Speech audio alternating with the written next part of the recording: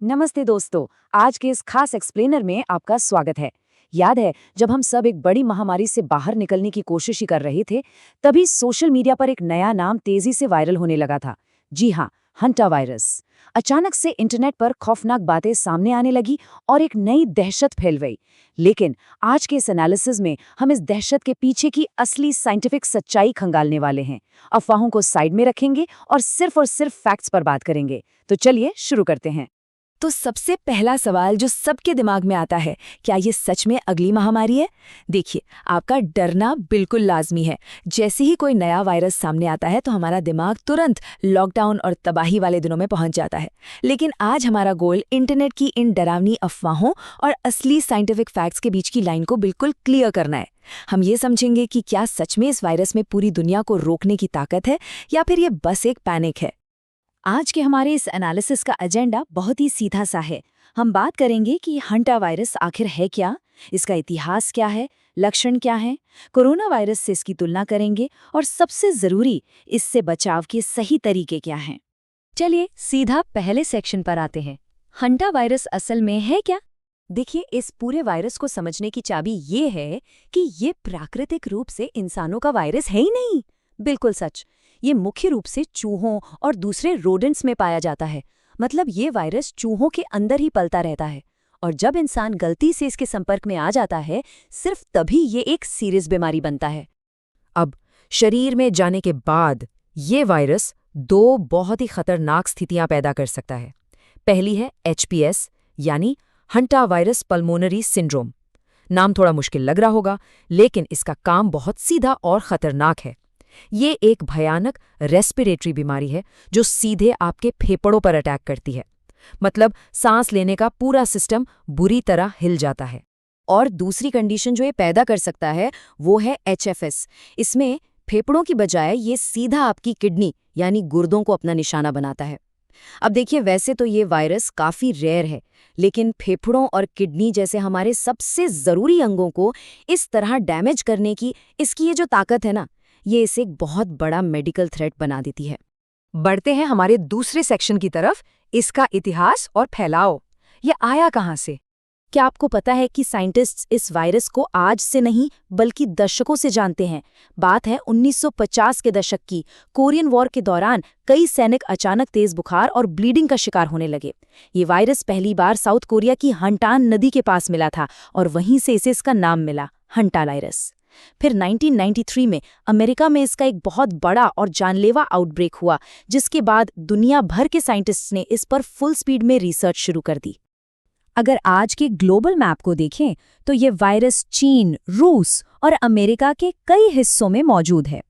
आप सोच रहे होंगे कि क्या भारत और नेपाल में भी इसका खतरा है? देखिए, यहाँ इसके केसेस बहुत ही रेयर हैं, लेकिन इसका मतलब ये बिल्कुल नहीं है कि खतरा जीरो है। जहाँ भी चूहों की आबादी ज्यादा है और साफ सफाई कम है, वहाँ इस वायरस के पनपने का रिस्क हमेशा बना रहता है।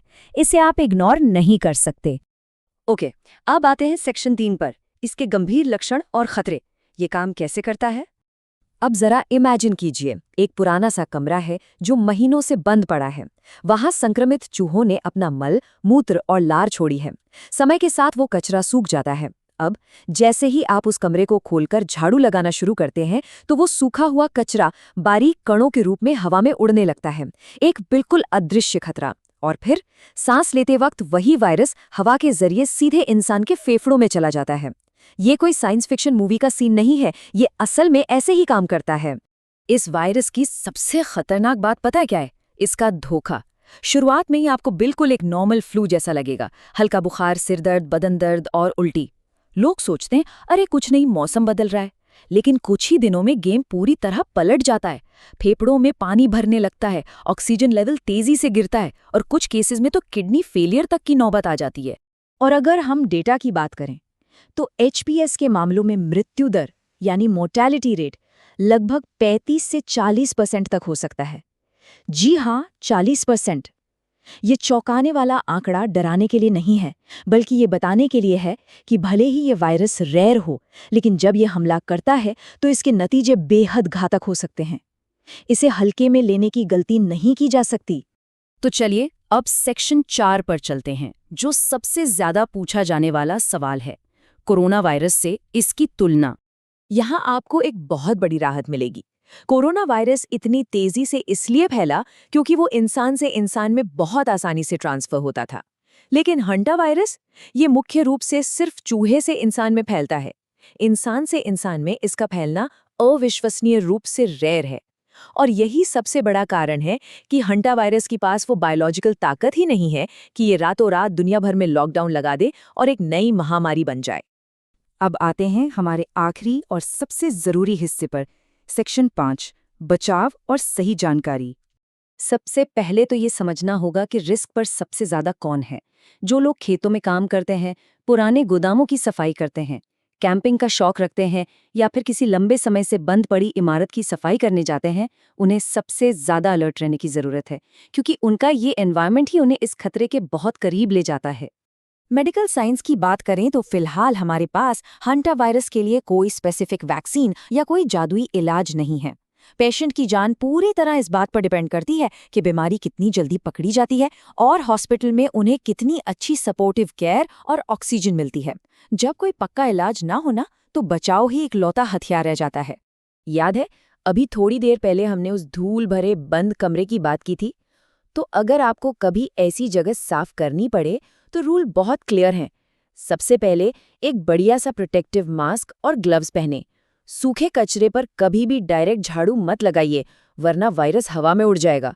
सफाई शुरू करने से पहले वहां ढेर सारा डिसइंफेक्टेंट स्प्रे करें, ताकि धूल के कण भारी होकर जमीन पर ही बैठ जाएं। और अपनी रोजमर्रा की जिंदगी के लिए बस बहुत ही बेसिक और प्रैक्टिकल चीजें फॉलो करनी है। घर और आसपास अच्छी साफ सफाई रखें, क्योंकि गंदगी चूहों को इनवाइट करती है। दीवारों या खिड़कियों में अगर कोई भी छेद है तो उसे तुरंत सील कर दें।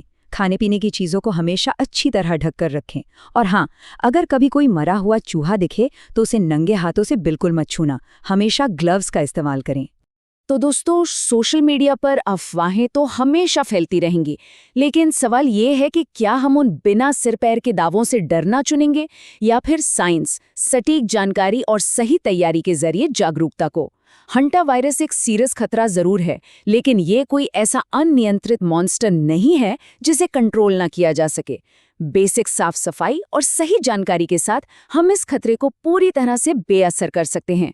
तो क्या आप डर के बजाय फैक्ट्स और अवेयरनेस को चुनने के लिए तैयार हैं?